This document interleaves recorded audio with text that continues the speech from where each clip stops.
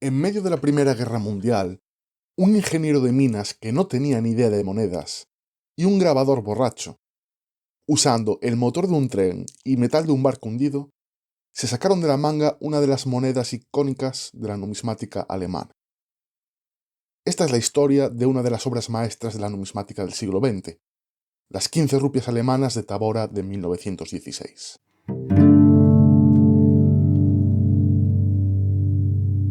Bienvenidos al podcast de Colemone. Soy Francisco López y los días 15 de cada mes te traigo una historia nueva. En 1916, la importancia estratégica de Tabora superaba por mucho su importancia poblacional. Fundada en 1850 por mercaderes omaníes y suajilis, la ciudad pronto se convirtió en uno de los principales mercados de marfil y de compraventa de esclavos del África Oriental.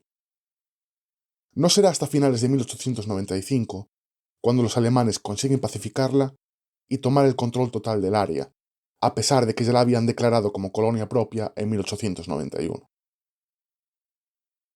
Con el paso del tiempo, Tabora acabó formando parte del territorio de Tanganica en la colonia del África Oriental alemana, uno de los 3 dominios germanos en el continente negro, junto a las Áfricas Occidental y del Sudoeste. Y dentro de la África Oriental alemana, Tabora estaría llamada a jugar uno de los papeles estratégicos más relevantes del territorio. En ella estaba la estación nodal del Tanganica-Bahn, o línea central, la línea de ferrocarril más importante de la colonia. Allí se unirían las vías que venían del lago Victoria con las que salían del lago Tanganica, para continuar hacia Dar es Salaam, la que en aquel momento era la capital del territorio. Cuando un país invade a otro, lo primero que suele hacer es o bien intentar destruir los nodos de logística y comunicación del enemigo, o bien intentarlos ocupar inmediatamente. Así que tras el estallido de la Primera Guerra Mundial en julio de 1914, Tabora se convirtió en uno de los objetivos principales de la campaña del África Oriental para todos los países implicados. Alemania quería conservarla a toda costa e intentar que sus enemigos desviaran de Europa a África la máxima cantidad de recursos posibles para atacarla. El Reino Unido quería denegar su uso como plataforma logística, y Bélgica directamente absorberla a su imperio colonial. Sin embargo, los primeros compases de lo que la historia acabaría conociendo como la campaña de África Oriental fueron lentos, con poco más que alguna escaramuza aquí y allá. Y la razón para ello fue doble. La primera es que, en los primeros momentos de la guerra, hubo dudas y negociaciones sobre la posibilidad de que las colonias africanas de todos los países se proclamaran neutrales. La segunda, una vez que quedó claro que las colonias sí iban a entrar en juego, fue que el Reino Unido, Bélgica y Francia se centraron primero en la conquista de Camerún y de Togo, ya que así podían evitar el uso de sus puertos por parte de la Marina de Guerra alemana. La campaña de Camerún terminó con victoria franco-belgo-británica el día 10 de marzo de 1916. Unos días después, los aliados daban comienzo a su ofensiva sobre el África Oriental alemana. El ataque se desempeñó en 2 direcciones.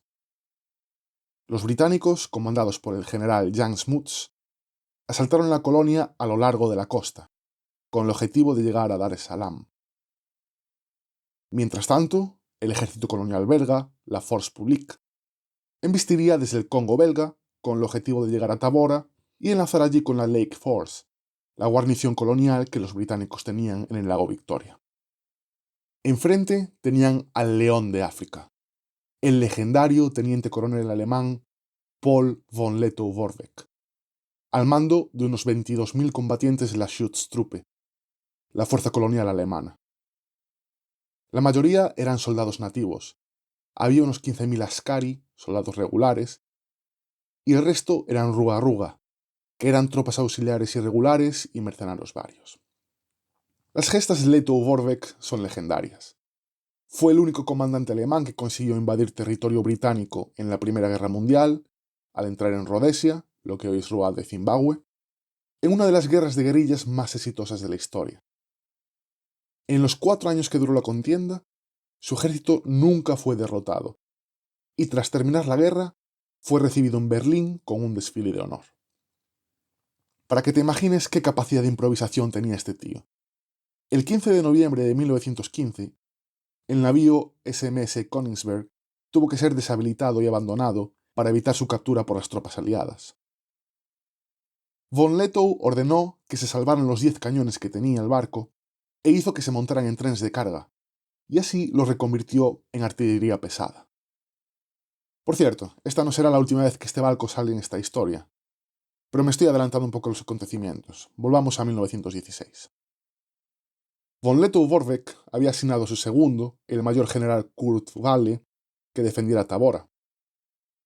Y si estás pensando que hacía un mayor general, sirviendo bajo un teniente coronel, que es menos su graduación, es porque la guerra le pilló a Walle en la colonia, y se presentó voluntario para servir bajo Von Lettow. Pero bueno, siendo los ingleses, pues eso, ingleses, una de las primeras medidas que tomaron contra Alemania fue implementar un bloqueo naval en Europa, con el objetivo de evitar la entrada y salida de todo tipo de bienes y de material de guerra. Para el África Oriental alemana, eso significaba que el cordón umbilical que la unía con la metrópolis quedaba roto.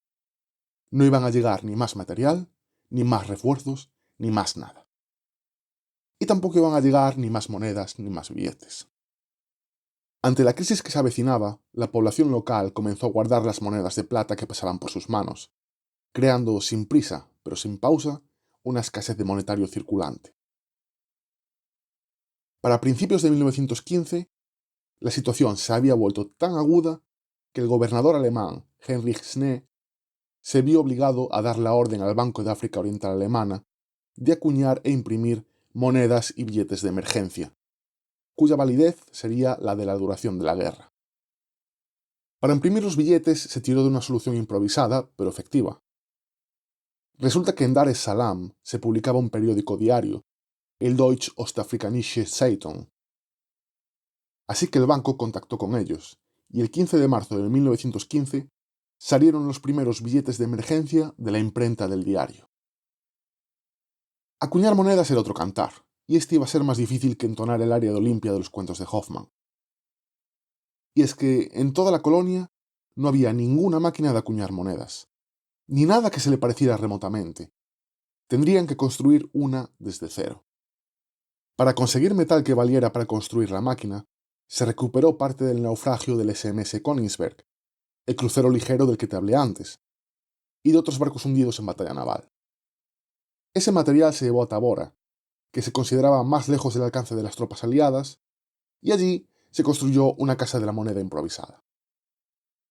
Pero por muy improvisada que sea, una casa de la moneda necesita trabajadores especializados que sepan diseñar y grabar cuños. Así que el banco se puso a preguntar a los mercaderes locales de Dar es Salaam si había alguien que supiera trabajar con metales y que tuviera aptitudes artísticas. Y allí encontraron a 15 personas que estaban dispuestas a viajar a Tabora y trabajar para ellos, cobrando una comisión por cada pieza acuñada.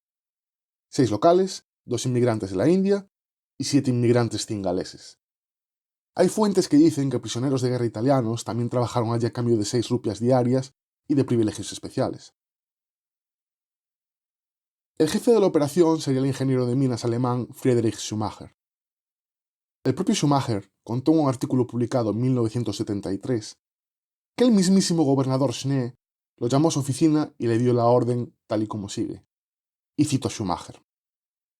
Cuando me presenté ante el gobernador, me preguntó si podía hacer monedas de oro. Respondí que sabía algo de minería de oro, pero nada de acuñación. Entonces el gobernador apuntó a la gran enciclopedia que estaba encima de su escritorio y dijo: necesitamos monedas para pagar a nuestra gente. No tenemos plata, pero oro tenemos de sobra. Ahí tienes todo lo que necesitas saber. Y así, con cero idea de cómo se acuña una moneda, Schumacher, un par de alemanes más y sus 15 currelas se marcharon a Tabora. Allí, la acuñación comenzó en diciembre de 1915. Las primeras monedas en las que trabajaron fueron 2 piezas de 5 y de 20 hellers, lo que vendrían a ser céntimos. Las hicieron de latón y de cobre, que sacaron de los casquillos de las balas y de cartuchos de artillería que ya habían sido disparadas. De las piezas de 5 hellers, solo llegaron a acuñar 302.000. De las de 20, acuñaron 325.940 en cobre y 1.307.760 en latón, para un total de 1.633.700 piezas. Una tirada altísima para una moneda de emergencia fabricada en semejantes condiciones. Pero lo mejor lo habían dejado para el final. Mientras acuñaban las monedas pequeñas, Schumacher y su equipo comenzaron el proceso de diseñar la famosa moneda de oro. Cuando estás diseñando una moneda de emergencia, hay tres cosas que tienes que tener en cuenta. La primera es de dónde vas a sacar el oro. Y el gobernador tenía razón, oro tenían de sobra. Cerca de Tabora estaban las minas de oro de Sequenque, y dado el bloqueo naval al que los ingleses estaban sometiendo a Alemania, ese oro no se podía exportar. La segunda es de qué tamaño vas a hacer la moneda. En este caso, se eligió un rarísimo valor de 15 rupias alemanas, que, en teoría, y teniendo en cuenta que aún estamos en la era del patrón oro, equivalían a 20 marcos alemanes de los usados en la metrópolis. Sin embargo, los 20 marcos llevaban 7,965 gramos de oro 900, mientras que las 15 rupias de Tabora, en sus 22 milímetros de diámetro, solo llevarían 7,168 gramos de oro 750, con un margen de variación de peso del 1% en vez del 0,25 estándar en Europa.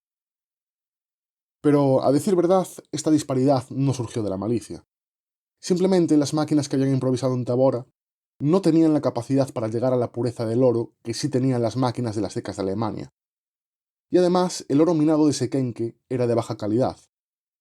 Solo tenía una pureza entre el 80 y el 85% y contenía bastante plata y cobre. Y la tercera y última cosa que hay que tener en cuenta al diseñar una moneda de emergencia es el grabado, que es una palabra técnica para referirse a los dibujos que va a llevar. En aquella época, las monedas de Prusia, principal estado del Reich, llevaban al emperador Guillermo II en una cara y el escudo de armas del Imperio Alemán en la otra. Y en las monedas coloniales, igual. Pero las 15 rupias de Tabora llevan otra cosa. Y Ada Schnee, la mujer del gobernador, contó en 1918 el porqué. Y cito: a una le hubiera gustado que estuviera la cabeza del emperador en ella, pero eso era imposible con nuestras primitivas herramientas. Así que decidimos usar un elefante africano, que es característico del país. O, dicho de otra manera, para sacar al Kaiser feo, mejor no lo sacamos. Así que en el reverso pusieron un elefante africano en posición agresiva enfrente de un paisaje montañoso africano, con el monte Kilimanjaro al fondo. Debajo aparece la fecha de acuñación y la T de Tabora como marca de ceca. En el anverso mantuvieron el escudo de armas del Segundo Reich, y el canto es liso. El diseño lo hizo un tal R. Vogt, que según algunas fuentes era el tesorero de esta improvisada Casa de la Moneda. El 15 de abril de 1916 comienza la acuñación de las 15 rupias de Tabora, y el día 28 de ese mismo mes aparecía la orden legal en el equivalente colonial del BOE. Para fabricarlas se improvisó un segundo conjunto de maquinaria especial para estas monedas, que se situó en una estancia de la estación de tren de Tabora. Simplificando, el proceso de fabricación era este. El oro de la mina se fundía y se le daba forma de lámina con una máquina roladora propulsada por un motor de vapor extraído de una locomotora. De esa lámina salían las monedas, que eran acuñadas con 3 golpes de un cuño encajado en una presa hidráulica manual que originalmente se usaba para doblar tuberías, y finalmente se cortaban para sacarlas de la lámina. Luego se limaban a mano hasta que tuvieran el peso correcto. Es decir, si quitamos el motor de vapor y la prensa hidráulica, acuñaron moneda de una manera muy parecida a como se hacía en el Imperio Romano. Yo me pregunto si lo hicieron así porque eso es lo que encontró Schumacher en la enciclopedia del gobernador. Sea como fuere, quedaba un detalle crucial. Había que grabar los cuños.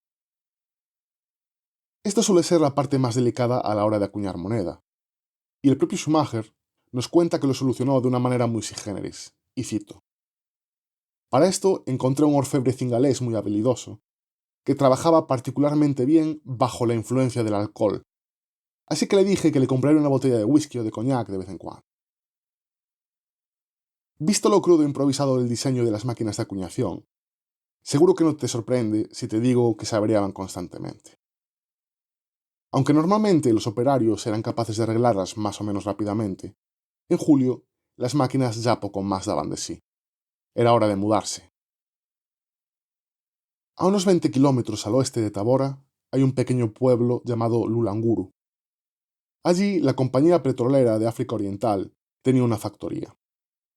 Schumacher decidió que era un buen lugar para establecer una nueva casa de la moneda, más que nada porque le daba una gran ventaja. En vez de vapor, podría usar aceite de palma, que se producía directamente en la propia fábrica petrolífera. Durante junio de 1916 se construyó la nueva maquinaria, que es la tercera ya, y el 1 de julio comenzó la producción en Lulanguru. Y cada cierto tiempo Schumacher llevaría personalmente el oro desde Tabora a Lulanguru en un tren militar, y volvería de Lulanguru a Tabora retornando las monedas producidas. Un viaje que, cada vez que lo hacía, se volvía más y más arriesgado. Día tras día, los belgas se acercaban más a Tabora. Y el 1 de septiembre a Schumacher le tocaba hacer uno de sus viajes. Tenía que llevar desde Tabora el oro que usaría ese mes en Lulanguru. Lo que él no sabía es que a muy poquitos kilómetros de allí, las tropas alemanas y las belgas estaban ya enzarzadas en combate. Ese día ganaron los suyos, pero si hubieran ganado los belgas, lo más seguro es que el tren en el que viajaba Schumacher hubiera sido capturado. Ya el 6 de agosto anterior había caído Kagoma, la ciudad que daba comienzo a la línea central de ferrocarril que hacía que Tabora fuera tan importante. Y desde entonces el avance de la Volksrepublik belga en dirección a Tabora, siguiendo la propia vía férrea, había sido casi imparable. La defensa alemana parecía estar colapsando, y la caída de la colonia era ya cuestión de días. De hecho, el 3 de septiembre, las fuerzas británicas consiguen tomar la capital, Dar es Salaam. Tabora no duraría mucho más. El 8 de septiembre, los belgas conquistan Lulanguru, y el 16 de septiembre, las tropas alemanas interceptan una carta del comandante inglés al belga, coordinando el inicio de la ofensiva sobre Tabora para el 19. Ante ese panorama y tras intensas luchas, el día 18 los soldados alemanes recogen sus bártulos y se retiran hacia el sur, y las autoridades civiles rinden la ciudad. El 19, las tropas belgas entran en Tabora. La producción de monedas se había parado ya el día 5 de septiembre, 3 días antes de la caída de Lulanguru y 14 antes de la de Tabora. Pero aún así, todo esto le pilla a Schumacher con las bragas en la mano.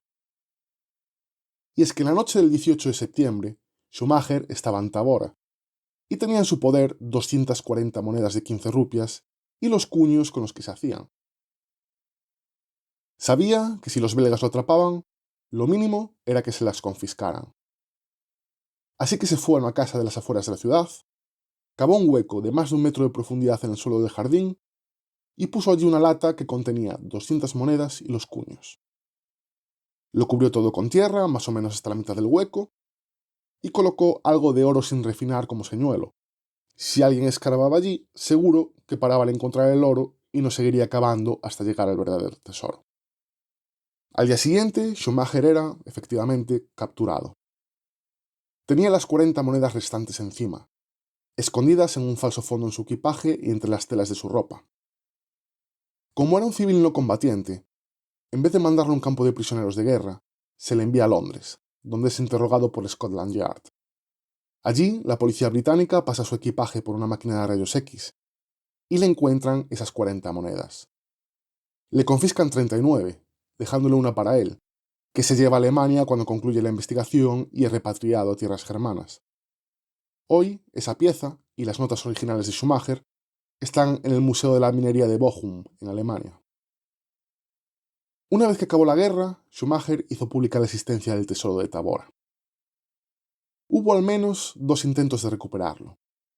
El primero tiene lugar en 1925, cuando el primer vicegobernador británico de la colonia, ahora llamada Tanganica, entra en posesión de un boceto hecho por el propio Schumacher señalando dónde estaba, pero no tiene éxito. El segundo sucede en 1962, cuando Tanganica se proclama independiente y se convierte en Tanzania.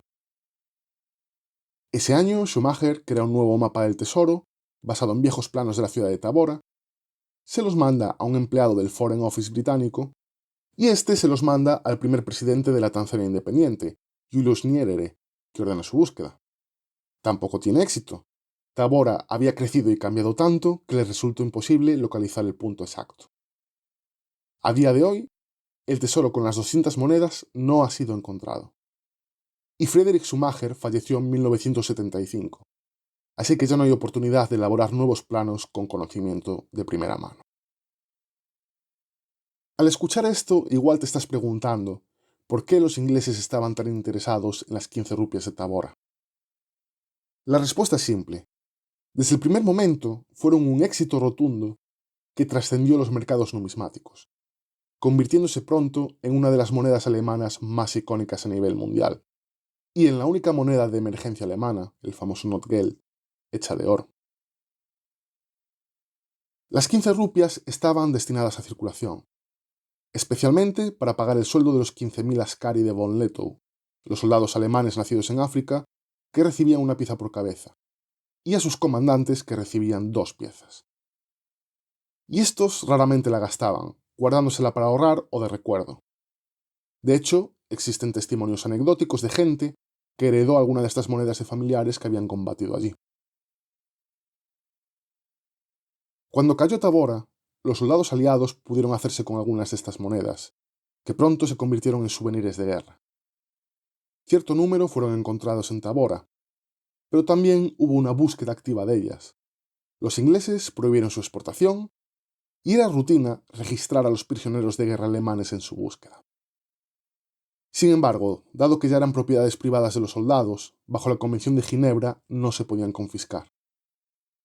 Así que comenzó un mercadillo numismático a nivel país, en el que los ingleses ofrecían hasta 200 rupias alemanas por una moneda con un valor facial de 15, llegando al punto de ir a hospitales a preguntar si los heridos alemanes tenían una.